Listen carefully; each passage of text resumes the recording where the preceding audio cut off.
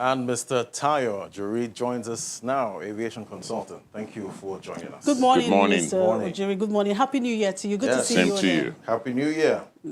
So the aviation industry players called for a relief package, Yes. of which 5 billion was released as palliative. Now the sharing formula becomes an issue. What exactly are the concerns here?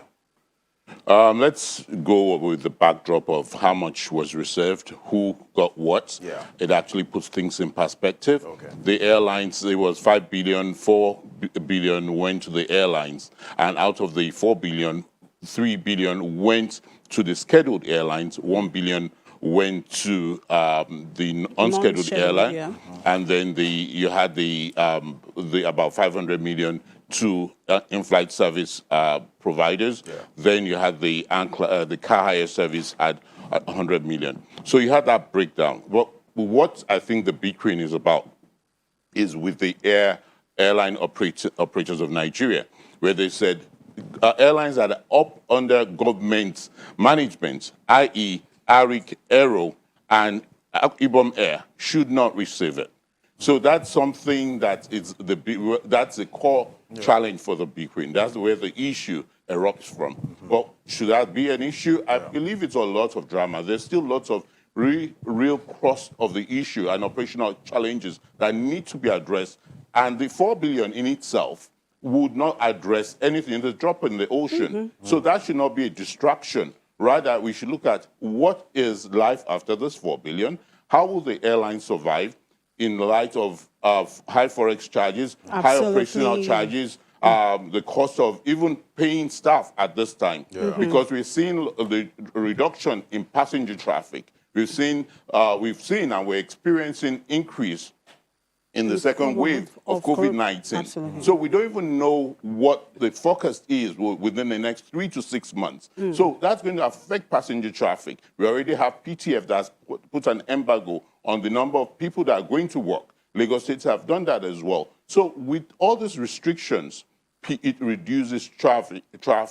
The demography of those that would need to travel and that would travel is being dissipated. Yeah. Over and beyond that, people are more comfortable with doing business with technology and with addressing all their transactions with technology platforms rather than traveling. So all that should be the focus on life after COVID-19, or what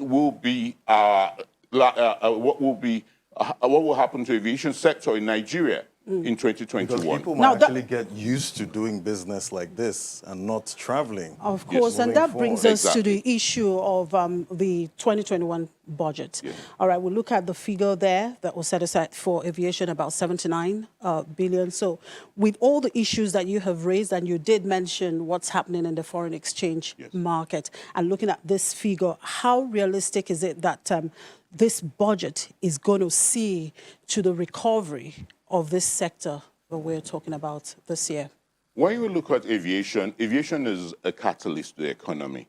So what that budget, and in my opinion, should focus on is the infrastructure, not the airlines. The airlines are private entity. Aviation sector has been liberalized since the early 90s. So it's for us to actually, one, drive up policies that would ensure that the domestic airlines, which are actually 100% privately owned, are given tax incentives, structured loan guarantees that would actually drive that sector and make them robust and buoyant in light of the new normal, restructure them. But what should the government now do with that budget? Ensure the infrastructure in terms of the airport services, the security services, the safety services are in place so that we have optimal, safe, secured, commercially viable airports.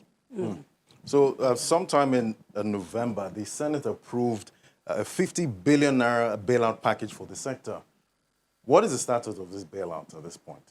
At one point it was 50, at some point it was 27. But in all of it, we should actually look at what has been disbursed, which is the 5 billion.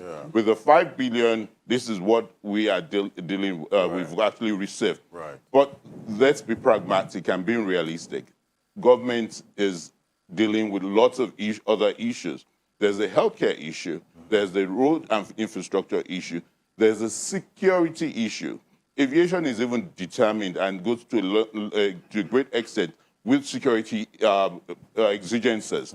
Because once it's not safe and secure to travel, the demography of people that want to travel is reduced to a huge percentile.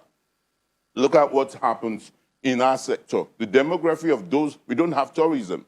Nobody actually picks up their bags and say they want to go for tourism in Nigeria. What we have is 80% of business travelers. Those that come international travel or even domestic travel on the three locations. We call them triangular locations, which is Lagos, Abuja, and Port Harcourt, are actually business driven. So once we see that the business is affected with the security issues, that would actually affect aviation travel as well. So that's what we look and envisage within 2021. Right, now you're talking about, I mean, the recovery strategy for this sector. Yeah, you did mention as regards the budget for the sector that should be channeled mainly to infrastructure development. Now, part of, during the presentation of this budget, the aviation minister made it known that national carrier is his priority. Should that be a priority at the moment? In my opinion, and based on statistics, I to a great extent, I doubt if that should be a priority. We should have all the airspace that is automated. That would improve our overflights. That would improve the operational efficiency of even international and domestic airlines. International airlines will not be diverting from our airspace. That should be one.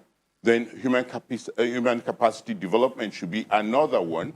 And rather than the Nigerian airline, what I rather would say is a priority, which they've actually is one of a major part of the roadmap, is the airport concessioning program. That is in the works now. How far it's been gone, how much of the stakeholder engagement has been done with that is still leaves so much to be said. So I believe if we reverse that cycle, I believe the airport concessioning program, which has lots of its challenges and lots of people, the union stakeholders are against it because of the transparency and communication issues. If that is addressed, infrastructure, airspace management, as well as other infrastructural services. And what about safety? Aviation, all these are actually laid on safety. Once the infrastructure is there and optimal equipment is there, it improves safety.